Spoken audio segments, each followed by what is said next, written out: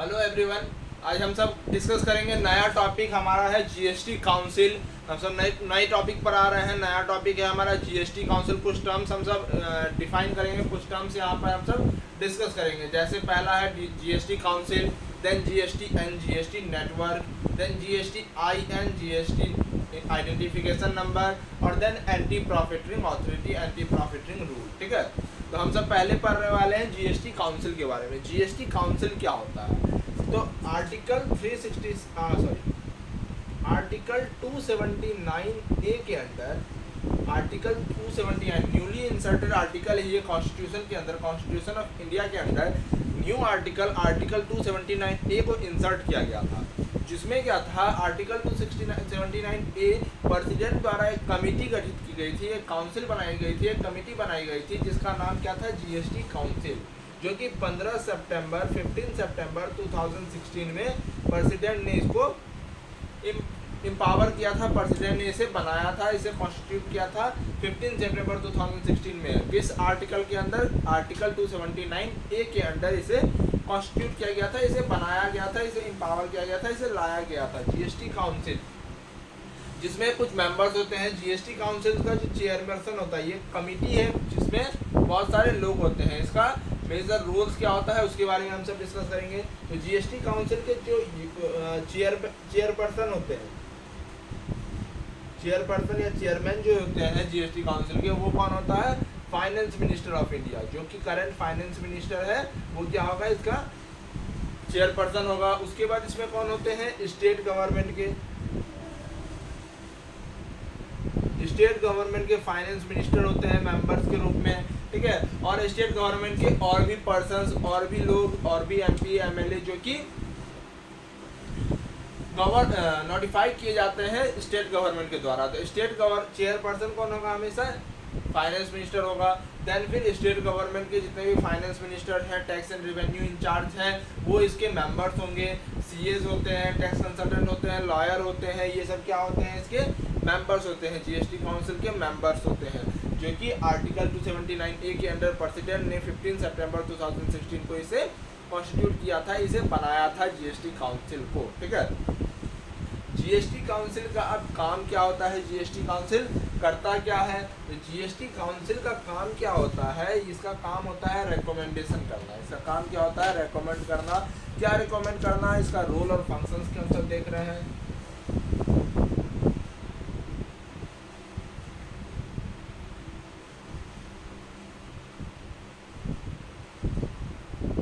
इसका रोल और फंक्शंस क्या होता है? तो इसका रोल और फंक्शंस एक ही होता है, रिकमेंडेशन करना। रेकमेंड करना। किसको रेकमेंड करना? तो सेंट्रल एंड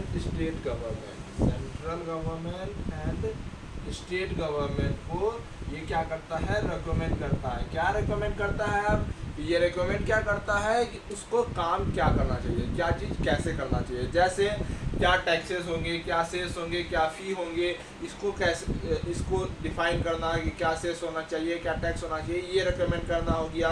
देन फिर गुड्स और सर्विस कौन सा एग्जाम्प्ट होगा, कौन सा एग्जाम नहीं होगा, छूट किस गुड्स पर मिलेगा, किस गुड्स पर छूट नहीं मिलेगा, वो रेकमेंड करना। आईजीएसटी का डिस्ट्रीब्यूशन कैसे होगा सेंट्रल और स्टेट गवर्नमेंट के बीच, उसको डिफाइन करना। रेट डिफाइन करना कि कौन सा रेट होना चाहिए। देन फिर नेचुरल कैलामिटीज़ कहीं आती है तो उसके नाम पर उसके लिए कंपनसेशन सेस कितना होना चाहिए, कैसे होना चाहिए, इसको रेकमेंड करना। तो ये सब चीज़ रेकमेंड करने का काम किसका होता है? जीएसटी काउंसिल का होता है। जीएसटी काउंसिल कोई चीज़ लागू नहीं कर सकता है। जीएसटी काउंसिल स्टेट और सेंट्रल गवर्नमेंट को रेकमेंड कर सकता है, हाँ जीएसटी में ये चेंजेस होना चाहिए, ऐसे होना चाहिए, ये रेकमेंड करेगा जीएसटी काउंसिल। लेकिन जीएसटी काउंसिल इम्प्लीमेंट नहीं कर सकता है उसको, किसी भी चीज़ को इम्प्लीमेंट करने का पावर जीएसटी काउंसिल के पास नहीं है। जीएसटी काउंसिल सिर्फ रेकमेंड कर सकता है। ये जीएसटी काउंसिल रेकमेंड करता है और उसको गवर्नमेंट को मानना होता है। ठीक है, लेकिन नया जो एक अभी लास्ट 1 मंथ अप्रॉक्स हो रहा है, उसमें एक जजमेंट आया था सुप्रीम कोर्ट का, जिसमें सुप्रीम कोर्ट ने एक जजमेंट में कहा है कि जीएसटी काउंसिल के कोई भी डिसीजन को, कोई भी रिकमेंडेशन को मानने के लिए सेंट्रल गवर्नमेंट या स्टेट गवर्नमेंट बाध्य नहीं है।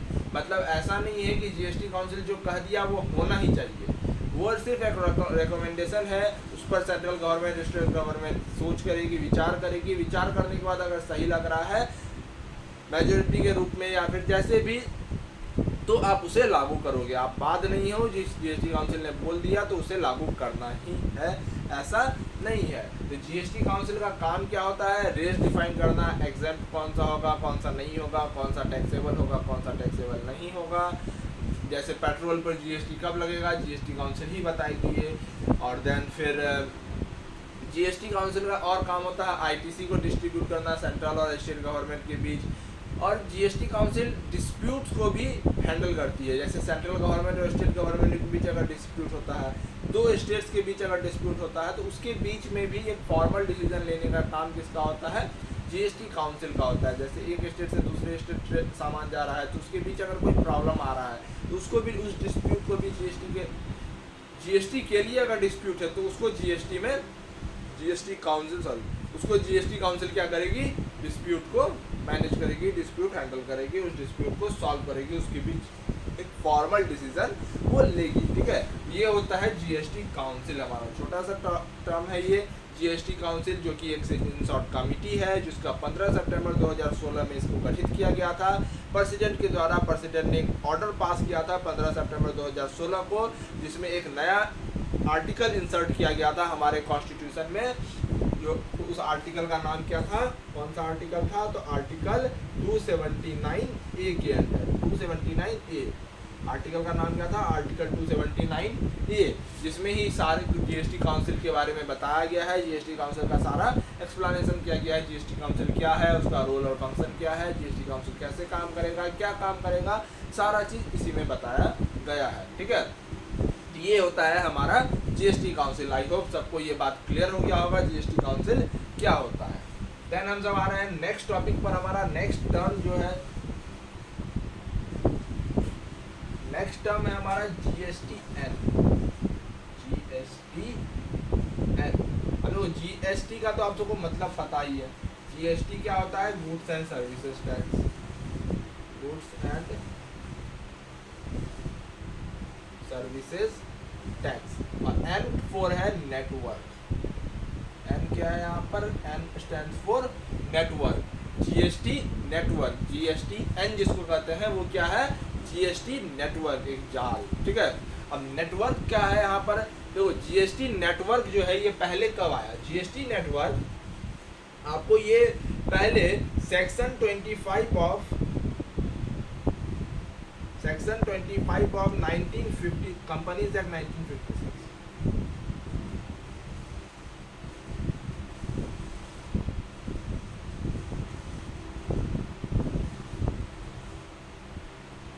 Companies act 1956, section 25 of companies act 1956 में के अंडर ये कंपनी रजिस्टर्ड हुआ था। कब रजिस्टर्ड हुआ था? तो 28 मार्च 2013 को।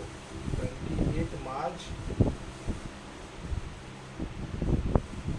देखो सबसे पहले जीएसटी नेटवर्क कब आया था? तो 2013 में, 2013 में 28 मार्च 2013 को ये कंपनी जीएसटीएन जो है एक कंपनी के तौर पर सेक्शन 25 ऑफ कंपनीज एक्ट 1956, जो कि एक non profit non governmental company होती है, जिसको प्रॉफिट नहीं चाहिए और गवर्नमेंट का भी वो नहीं है, वो इसमें होता है, जो कि सिमिलर होता है किसके? सिमिलर है सेक्शन 8 ऑफ कंपनीज एक्ट 2013, जो कि सिमिलर किसके होता है? Similar to section 8 of companies act 2013 के ही सिमिलर होता है। लेकिन ये किस सेक्शन के अंदर रजिस्टर था? सेक्शन 25 ऑफ कंपनीज एक्ट 1956 के अंदर। जिसको कंपनीज एक्ट जो लोग पढ़े होंगे डिटेल में, उन्हें ये अच्छे से पता होगा। 28 मार्च 2013 को जीएसटीएन रजिस्टर्ड हुआ था सेक्शन 25 ऑफ कंपनीज एक्ट 1956 के अंडर। ठीक है, इसमें उस टाइम जो है 24.5% इक्विटी शेयर्स का आई थिंक मतलब आप सबको पता होना चाहिए इक्विटी शेयर्स का मतलब होता है किसी कंपनी में कितना उसका भागीदारी है, कितना पार्टनरशिप है, ठीक है। तो 24.5% इक्विटी शेयर, 24.5% जो ऑनरशिप था वो किसके पास था उस टाइम? सेंट्रल गवर्नमेंट के पास। किसके पास था? सेंट्रल गवर्नमेंट के पास 24.5% इक्विटी शेयर्स था। बाकी जो रेस्ट 24.5% इक्विटी शेयर्स किसका था? स्टेट गवर्नमेंट का। स्टेट गवर्नमेंट में इसमें कौन कौन सा आ रहा है? जितने भी स्टेट गवर्नमेंट है, उसके साथ साथ दिल्ली हो गया, पुडुचेरी हो गया, जितने भी स्टेट गवर्नमेंट है और यूनियन टेरिटरीज है, सबका मिला करके, सबका कैलकुलेट करके 24.5 पूरा का पूरा पहला तो सेंट्रल गवर्नमेंट के पास था। देन 24.5 सारे स्टेट गवर्नमेंट को, जितने भी स्टेट है, बिहार, छत्तीसगढ़, गोवा, झारखंड, जो भी है, जितने भी स्टेट्स हैं, सबका मिला करके 24.5% स्टेट्स के पास था। रेस्ट जो 51% बचा, रेस्ट जो 51% शेयर्स बच रहा है, ये किसके पास था? ICICI bank, HDFC bank, LIC housing finance, national stock exchange, strategic investment, इन सब का मिलाकर के क्या था? 51% शेयर्स था। मतलब इस कंपनी में उस टाइम जो कंपनी रजिस्टर्ड थी सेक्शन 25 के अंदर GSTN, उसमें क्या था? सेंट्रल गवर्नमेंट का 24.5% शेयर्स था। देन स्टेट गवर्नमेंट का, जितने भी स्टेट्स गवर्नमेंट्स हैं, सबका मिला करके 24.5% था। और रेस्ट जो 51% शेयर्स बच रहा था, उसमें से ICICI bank, HDFC, LIC housing finance, national stock exchange, इन सब का मिला करके क्या था? 51% शेयर्स था, ठीक है। इंडियन गवर्नमेंट ने इसको पूरा का पूरा 100% गवर्नमेंट का, इंडियन गवर्नमेंट का बनाने के लिए रेस्ट 51% भी अपने अंडर लेने का कब बनाया? ये 27th GST काउंसिल मीटिंग में हुआ था।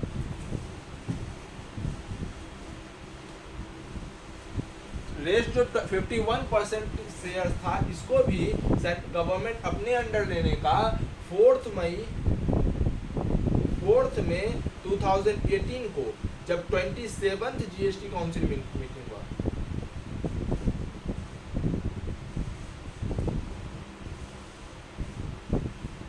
GST काउंसिल भी कोई भी रिकमेंडेशन ऐसे नहीं कर सकता बिना मीटिंग के नहीं। GST काउंसिल में मीटिंग होगा, मीटिंग होने के बाद वहाँ पर डिस्कशन होगा, देन जाकर के वो रिकमेंड करेगा। ऐसा नहीं कि फाइनेंस मिनिस्टर को मन हुआ वो कुछ भी रिकमेंड कर दिया, ऐसा नहीं होता है।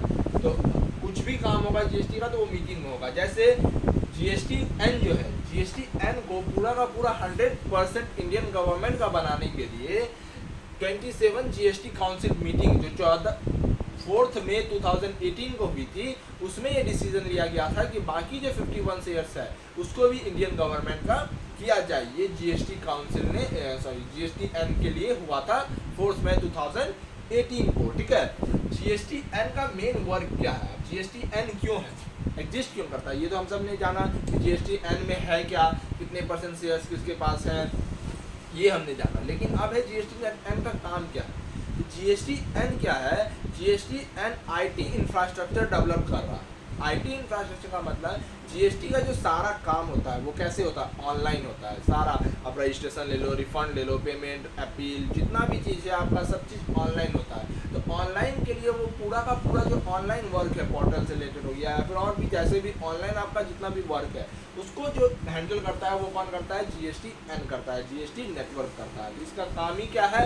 रजिस्ट्रेशन फैसिलिटेशन करना, रजिस्ट्रेशन को आसान करना, पेमेंट आसान करना, बैंक के साथ पेमेंट को रिकनसाइल करना, फिर देन टैक्स अथॉरिटीज़ को प्रॉपर MIS रिपोर्ट देना, टैक्स पेयर को रिपोर्ट देना अलग अलग, जैसे होता है ना 2B, 2A, 3B, GSTR1, सब अलग अलग रिपोर्ट्स देना। ये काम किसका है? GSTN का है। मतलब ऑनलाइन सारे वर्क को आपको मैनेज करके देना, ये काम किसका होता है? GSTN का होता है, GST नेटवर्क का होता है, जिसमें रजिस्ट्रेशन हो गया, पेमेंट हो गया, रिफंड हो गया, अपील हो गया, जितना भी काम हो गया ऑनलाइन, सारा काम कौन करके देगा? GSTN करके देगा। उसके साथ साथ हमारा MIS रिपोर्ट देना, अलग अलग टाइप का टैक्स पेयर का रिपोर्ट टैक्स अथॉरिटीज़ को देना, ये काम किसका होता है? GSTN का होता है, GST नेटवर्क का होता है। आई थिंक क्लियर होगा सबको ये। देन है हमारा GSTN और टैक्स अथॉरिटीज़। अब देखो टैक्स अथॉरिटीज़ जो है, गवर्नमेंट अथॉरिटीज़ जो है, गवर्नमेंट अथॉरिटीज़ का क्या काम है? GSTN तो सारा चीज़ करके दे देता है, ठीक है। MIS रिपोर्ट बना के दे रहा है, रजिस्ट्रेशन करके दे रहा है, पेमेंट करके दे रहा है, सारा काम तो GSTN कर दे रहा है। तो गवर्नमेंट अथॉरिटीज़ का काम क्या है? गवर्नमेंट ऑथोरिटीज इस जीएसटीएन को बैक एंड से यूज करती है। बैक एंड से यूज करने का मतलब हम सब जीएसटीएन हमको हेल्प क्या करता है, जैसे मैं टैक्स पेयर हूँ, ठीक है, जैसे मैं टैक्स पेयर हूँ और मैं क्या कर रहा हूँ, रजिस्ट्रेशन कर रहा हूँ, तो रजिस्ट्रेशन का मैं ऑनलाइन फॉर्म फिल करूँगा, उसको वेरीफाई करना, उस पर रिजेक्शन देना, अप्रूवल देना, या एडिशनल डॉक्यूमेंट्स की रिक्वायरमेंट हो तो एडिशनल डॉक्यूमेंट्स का मांग करना, ये काम किसका है, जीएसटीएन का नहीं है। ये काम किसका है, गवर्नमेंट अथॉरिटीज़ का है, जो बैक एंड पर जीएसटीएन को यूज़ कर रहे हैं। जिसने जीएसटीएन जो रजिस्ट्रेशन आया, रजिस्ट्रेशन का डाटा को गवर्नमेंट अथॉरिटीज़ को प्रोवाइड करता है, गवर्नमेंट अथॉरिटीज़ उसको वेरीफाई करके, उसको देख करके, सजेस्ट करके देन हमको क्या करते हैं, रजिस्ट्रेशन प्रोवाइड करते हैं। तो जीएसटी गवर्नमेंट अथॉरिटीज क्या कर रहे हैं, बैक एंड पर जीएसटी को यूज़ कर रहे हैं, जिनका काम क्या होता है, रिजेक्शन, रिफंड, अपील, इन सब में अप्रूवल देना, रिजेक्शन देना, इसका काम किसका होता है, इनरोलमेंट करना, ये काम किसका होता है, गवर्नमेंट अथॉरिटीज का होता है। ठीक है, आई थिंक क्लियर होगा ये जीएसटी, गवर्नमेंट अथॉरिटीज और जीएसटीएन आप सबको। देन हम सब नेक्स्ट टॉपिक पर आ रहे हैं। नेक्स्ट टर्म जो है हमारा, नेक्स्ट टर्म है जीएसटीआईएन। जीएसटीआईएन का मतलब जीएसटी तो आप सबको पता है, आईएन फॉर आइडेंटिफिकेशन नंबर।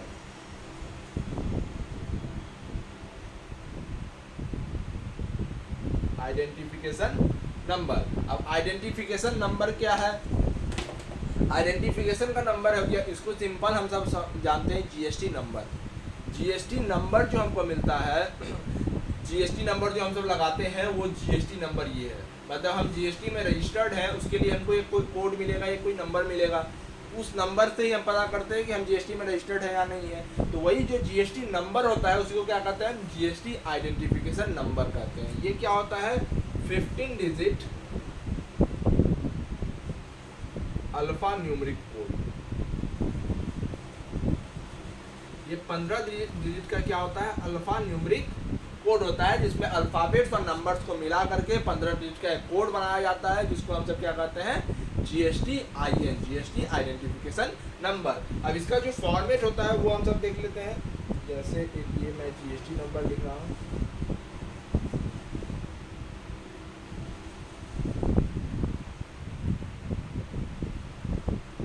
ये एक जीएसटी नंबर है। देखो ये जीएसटी नंबर क्या है, 22AACD3069K1Z। ठीक है, ये है एक alpha numeric GST code, GST number, जिसको आइडेंटिफिकेशन नंबर कहते हैं। अब देखो इसमें इसका फॉर्मेट क्या होता है, तो फर्स्ट 2 डिजिट जीएसटी नंबर का हमेशा जो फर्स्ट 2 डिजिट होगा, पहला जो 2 डिजिट होता है वो क्या होता है, स्टेट कोड होता है। स्टेट कोड मतलब इसको देख करके आप पता कर सकते हो कि आपका बिजनेस किस राज्य में है, किस स्टेट में है। ये 22 है, 22 स्टेट कोड होता है छत्तीसगढ़ का, जैसे बिहार का 10 है, छत्तीसगढ़ का 22 है, दिल्ली का 07 है, पंजाब का 03 है, तो ऐसे स्टेट कोड है सबका। आप गूगल पर अगर सर्च मारोगे स्टेट कोड तो आपको वो स्टेट कोड सबका मिल जाएगा। तो फर्स्ट 2 डिजिट क्या होगा, हमेशा स्टेट कोड होगा। ठीक है, देन नेक्स्ट जो 10 डिजिट होगा, नेक्स्ट 10 डिजिट ये क्या होता है आपका, पैन नंबर। ये क्या होता है आपका, पैन नंबर। नेक्स्ट 10 डिजिट जिसमें 5 डिजिट क्या होगा, alphabet, 5 alpha first, 5 alpha, then 4 number और देन 1 अल्फा। मतलब इसमें क्या होता है, फर्स्ट 2 डिजिट क्या हो गया हमारा, फर्स्ट 2 डिजिट हो गया हमारा स्टेट कोड। ठीक है, देन फिर अगला जो 10 डिजिट होगा वो क्या होगा, पैन नंबर। पैन नंबर में फर्स्ट 5 डिजिट अल्फाबेट होता है, जैसे AACD 5 digit alphabet, then 4 digit number 3069, then 1 alphabet, ये होता है पैन नंबर। अब ये पैन नंबर किसका होगा, अगर प्रोप्राइटरशिप फॉर्म है, सिंगल ऑनरशिप है, तो उस केस में जो ऑनर है, जो प्रोप्राइटर है, उनका पैन चलेगा। लेकिन अगर कंपनी है या फिर पार्टनरशिप फॉर्म है जहाँ एक से ज़्यादा ऑनर है, वहाँ पर कंपनी का फर्म का अलग से पैन बनाना पड़ता है। तो उस केस में यहाँ पर कंपनी के नाम का पैन होगा। अगर सिंगल प्रोप्राइटरशिप फर्म है तो उस केस में ऑनर का जो पैन है वो भी पैन यहाँ पर चल जाएगा। तो वो हम सब रजिस्ट्रेशन के टॉपिक में देखेंगे कि कौन सा पैन कब लगता है, कौन कौन सा डॉक्यूमेंट रजिस्ट्रेशन के लिए कब लगता है। क्लियर है, first 2 digit state code, then फिर नेक्स्ट 10 डिजिट क्या होगा हमारा पैन नंबर, तो 12 डिजिट हो गया। देन फिर अगला होता है यहाँ पर ये 1, ये 1 क्या है यहाँ इंटिटी नंबर। इंटिटी नंबर का मतलब होता है कि इस पैन पर, जिस पैन पर जो पैन नंबर है यहाँ पर, इस पैन पर उस सेम स्टेट में, जैसे ये छत्तीसगढ़ में है, छत्तीसगढ़ में कितने बिजनेस रजिस्टर्ड है, मतलब मान लो कि छत्तीसगढ़ में इस पैन पर हमने 2 बिजनेस रजिस्टर करवाए हुए, तो यहाँ एंटिटी नंबर क्या हो जाएगा 2 हो जाएगा, यहाँ पर एंटिटी नंबर हो जाएगा, मतलब सेम स्टेट में सेम पैन पर कितने बिजनेस रजिस्टर्ड हैं वो कौन बताता है, ये एंटिटी नंबर बताता है। अगर 1 है मतलब एक ही बिजनेस रजिस्टर्ड है, 2 रहेगा 2 बिजनेस रजिस्टर्ड है, 3 रहेगा तो 3 बिजनेस रजिस्टर्ड है। ये क्या होता है, ये देखो एंटिटी नंबर पहले 1 से 9 तक होता है, ठीक है, पहले 1 से 9 तक होगा, 9 के आगे ये नहीं होगा। 9 के आगे अगर जा रहा है मतलब अगर एक सेम स्टेट में 9 से ज़्यादा आपका बिजनेस है तो उसके बाद पहले 9 तक तो 9 आएगा, देन फिर वो अल्फ़ाबेट में चेंज हो जाएगा A to Z, देन वो क्या हो जाएगा अल्फ़ाबेट में चेंज हो जाएगा। मतलब अगर लिखा हुआ एंटिटी नंबर में A लिखा हुआ है तो A का मतलब हो गया आपको 10वां बिजनेस है वो, ठीक है। तो ये क्या होगा 1 to 9 के बाद ये क्या होगा अल्फ़ाबेटिकल में चेंज हो जाएगा, A to Z में चेंज हो जाएगा। सेम स्टेट में एक पैन पर आपका कितना बिजनेस रजिस्टर्ड है वो दिखाता है कौन, एंटिटी नंबर। देन ये क्या होता है Z क्या है, ये बाय डिफ़ॉल्ट, Z क्या होता है by default. Her GST number में जो लास्ट सेकंड डिजिट होगा वो Z होगा, ये होगा, ये बाय डिफ़ॉल्ट है, इसका कोई भी ये नहीं है, रूल नहीं है, ये बाय डिफ़ॉल्ट गवर्नमेंट ने रखा है कि अगर इन केस अगर आगे कुछ इसमें डालना पड़े तो डाल सकते हैं। और एक लास्ट वाला जो होता है ये रैंडम डिजिट होता है, जो कि जीएसटी काउंसिल कुछ भी एक उठा करके कुछ भी एक देती है, ठीक है। रैंडम डिजिट वहाँ पर अल्फ़ाबेट हो सकता है या फिर नंबर्स हो सकता है, इसका भी कोई रूल नहीं है, ये दोनों को अलग से रखा गया है कि इनकेस अगर आगे कुछ डालना हुआ तो उसमें इसको एडजस्ट किया जाएगा। ये Z और T लास्ट में रैंडम डिजिट होता है, आपको कुछ भी हो सकता है, Z तो बाय डिफ़ॉल्ट हद में Z रहेगा ही, लास्ट वाला जो है वहाँ अल्फ़ाबेट या फिर नंबर्स कुछ भी हो सकता है। तो ये होता है जीएसटी नंबर, जो कि हर एक शॉप या ऑफिस के आगे में फ्रंट साइन बोर्ड पर उनको दिखाना भी होता है कि ये जीएसटी नंबर हमारा है, हम जीएसटी के अंदर रजिस्टर्ड है। इसलिए आप देखोगे हर एक शॉप के आगे या ऑफिस जो भी है उसके बोर्ड, जो साइन बोर्ड होता है बाहर, उसमें जीएसटी नंबर लिखा हुआ होता है। ये रूल के अंदर बताया गया है कि आपको इसको दिखाना होगा, आगे में आपको शो करना होगा। तो ये क्या है हमारा GST IN, GST identification number. Then हमारा लास्ट जो टर्म है, हम सब लास्ट टर्म आप डिस्कस करते हैं। लास्ट टर्म हमारा क्या है, anti profiting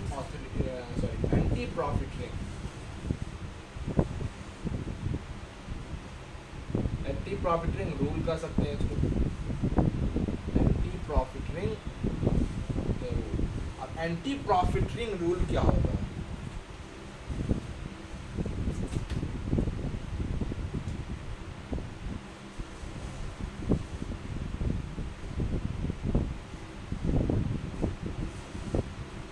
anti profiting rule क्या होता है। अब देखो एंटी प्रॉफिटिंग रूल के समझने से पहले हम सब जीएसटी क्यों आया ये समझते हैं। जीएसटी क्यों आया था, तो जीएसटी इन्फ्लेशन को रोकने के लिए, इन्फ्लेशन को कम करने के लिए, महंगाई को कम करने के लिए। क्यों, क्योंकि जैसे एग्जाम्पल के तौर पर मान लो कि अभी अभी हम सब हाल फिलहाल में देखेंगे कि पेट्रोल के दाम क्या हुए हैं, कम हुए हैं। सेंट्रल एक्साइज ड्यूटी जो उस पर लगती थी गवर्नमेंट ने, सेंट्रल गवर्नमेंट ने उसे कम की थी, ठीक है। तो पहले क्या होता था ना, जीएसटी से पहले किसी भी गुड्स पर हाईयर टैक्स लगता था। जैसे हम एग्जांपल लेते हैं, रेस्टोरेंट में अगर हम खाते थे तो उसका हमको पहले टैक्स कितना लगता था, 20.5%, 20.5% का टैक्स रेट लगा करता था हमको, ठीक है। तो ये प्रोडक्ट के कॉस्ट को और ज़्यादा महंगा करेगा। ज़्यादा टैक्स लगना मतलब 1000 रुपये का सामान है उस पर 20% का टैक्स, ठीक है, तो ये बहुत ज़्यादा महंगा कर देगा। उस पर 20% का टैक्स मतलब 200 रुपये का तो टैक्स ऐसे ही लग गया, 1200 का सामान हो जाएगा ऐसे ही, ठीक है। तो ये देखो प्रोडक्ट का कॉस्ट को और महंगा कर रहा था, इसको ही कम करने के लिए टैक्स रेट को घटाया गया। इसलिए मेन काम जीएसटी लाने का भी रीज़न यही था, इन्फ्लेशन, महंगाई को कम करना। महंगाई को कम करने के लिए लाया गया, मतलब टैक्स रेट को घटाया गया। तो टैक्स रेट इस पर क्या लगता है, 5% लगता है। अगर रेस्टोरेंट में आप खाना खाते हो तो उस पर कितना का टैक्स रेट लगता है आपको, 5% का टैक्स रेट लगता है। तो यहाँ पर टैक्स रेट घटा, यहाँ पर टैक्स रेट घटा, टैक्स रेट घटेगा तो क्या होगा, प्रोडक्ट का दाम घटेगा, मान लो कि जो सामान पहले 1000 रुपये का सामान था उस पर 20% टैक्स लगने का मतलब है 20% मान लेते हैं तो 1200 का सामान हो जा रहा था वो, ठीक है पहले। अब क्या होगा, ये 1150 का ही होगा, 1150 भी कहाँ होगा, 1050 का ही होगा, 1000 का 5%, तो 5% लगा के 1050 का ही कॉस्ट पड़ेगा।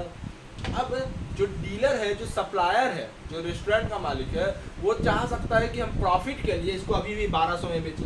उसका खर्च टोटल पड़ रहा है अब 1050 ही, अगर वो 1200 में बेचता है तो उसको एक्स्ट्रा एडिशनल प्रॉफिट हो जाएगा इस बीच का। तो इस एडिशनल प्रॉफिट के लिए सप्लायर क्या कर सकते थे, बिजनेसमैन क्या कर सकते थे, प्रॉफिट रेट रिडक्शन की वजह से भी दाम को कम नहीं करते, उसी दाम में बेचते। तो उस दाम में बेचने पर क्या होता है, उस बिजनेसमैन को ज़्यादा का ज़्यादा प्रॉफिट होता। तो इसके वजह से महंगाई में ही रह जाता, जीएसटी का कोई मोटिव नहीं रह जाता। इसलिए गवर्नमेंट ने एक रूल निकाला, एंटी प्रॉफिटरिंग रूल, जिसके अंडर दो केस है, या तो आपका reduction in tax,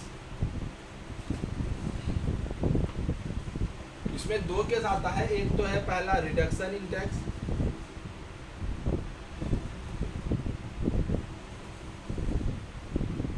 reduction in rate of tax मतलब टैक्स रेट में रिडक्शन होना, या फिर दूसरा है फ्लो ऑफ आईटीसी, आईटीसी मतलब इनपुट टैक्स क्रेडिट। देखो reduction in rate of tax मतलब टैक्स रेट में अगर रिडक्शन होता है, जैसे 20% था 5% लग रहा है, तो उस केस में उस सामान का दाम भी आपको कम करना होगा, उसका दाम भी आपको घटाना होगा। ये था एक रूल के अंदर। और दूसरा था, अगर फ्लो आपको आईटीसी मिलता है, जैसे होता है ना, परचेज करते हो 1000 रुपये का सामान था, ठीक है, इस पर 5% का टैक्स लगा, तो मान लो ये सप्लायर है, ये रिसिपिएंट है और ये कंज्यूमर है। तो रिसिपिएंट के तौर पर हम मान के चलते हैं, रिसिपिएंट सप्लायर से 1000 रुपये का सामान खरीदा, इस पर 5% का टैक्स दिया, 50 रुपये टैक्स दिया, तो ये रिसिपिएंट को परचेज कितना में पड़ा, 1050 में, और इसको बेचेगा ये मान लेते हैं 200 रुपये के प्रॉफिट पर, 200 के प्रॉफिट पर, तो ये 200 के प्रॉफिट पर बेचेगा, तो इस 1000 को कितना में बेचेगा, ये 1200 में बेचना चाहिए। तो इसमें भी यहाँ पर इसको टोटल खर्च 200 का उसको प्रॉफिट चाहिए, अगर वो 1050 अगर जोड़ता है तो मतलब ये 1250 हो जाएगा इस प्रोडक्ट का दाम। लेकिन उसका तो टैक्स ये क्या होता है, 50 रुपये आईटीसी के रूप में परचेज जो किया उस पर जो टैक्स दिया वो आईटीसी के रूप में इसको वापस मिल जाता है। आईटीसी हम सब आगे की टॉपिक में देखेंगे, अच्छे से क्लियर करेंगे क्या क्या होता है, कब आईटीसी मिलेगा कब नहीं मिलेगा। यहाँ पर शॉर्ट में मैं बता रहा हूँ कि देखो ये परचेज करते वक्त जो टैक्स दिए थे वो इसको वापस मिल जाता है आईटीसी के रूप में, इनपुट टैक्स क्रेडिट के रूप में। तो यहाँ पर उसको खर्च कितना हुआ था, 1000 रुपये ही, इसको भी प्रॉफिट कितना पर जोड़ना है, 1000 पर ही, तो ये 1000 पर जोड़ेगा 200 रुपये का प्रॉफिट, तो 1200 रुपये का होना चाहिए। तो इसके लिए पहला केस था reduction in GST tax rate, GST tax rate में रिडक्शन होना, या फिर फ्लो ऑफ आईटीसी के फ्लो के कारण, दोनों के कारण अगर प्राइस कम हो रहा है तो गवर्नमेंट जो बिजनेस अथॉरिटीज है, जो बिजनेस कर रहे हैं, बिजनेसमैन है, वो प्रॉफिट रेट कम कर रहे हैं या नहीं कर रहे हैं। ये रूल किसके अंदर था, एंटी प्रॉफिटिंग रूल के अंदर। और इसी के अंदर एक और टर्म है NAA, national anti profiting authority, इसी के अंदर एनएए एक टर्म है, नेशनल एंटी प्रॉफिटिंग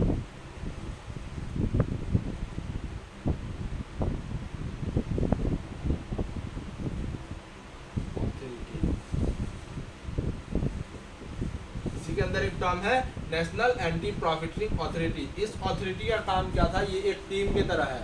इस अथॉरिटी का काम क्या है कि जो भी एंटी प्रॉफिटिंग रूल के अंडर जो भी आता है, ठीक है, उसमें देखना कि वो सच में एंटी प्रॉफिटिंग रूल अप्लाई हो रहा है या नहीं, अप्लाई हो रहा है सही ढंग से हो रहा है या नहीं हो रहा है, जिस पर नहीं हो रहा है, जहाँ नहीं हो रहा है उस पर कार्रवाई किया जाए।